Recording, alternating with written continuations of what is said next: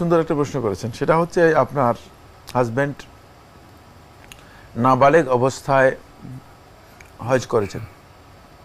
কেউ যদি নাবালেগ অবস্থায় হজ করে থাকে তাহলে তার ফরজ হজ আদায় হবে না, ফরজ হজ আদায় হবে না। তাহলে এটা আমরা প্রথম প্রশ্ন প্রথম কথা পেয়ে গেলাম। আপনার হাজব্যান্ডের ফরজ যে হজ, যদি হজ ফরজ হয়ে থাকে তাহলে আদায় হয়নি।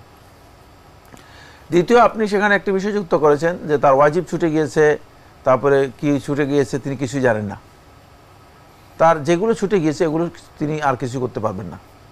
এক নম্বর হচ্ছে নাবালেগ অবস্থায় করেছেন, দুই নম্বর হচ্ছে ছুটে গিয়েছেন যেটা সেটাও জানেন না, সুতরাং এর জন্য তার আর কিছু করণীয় নেই।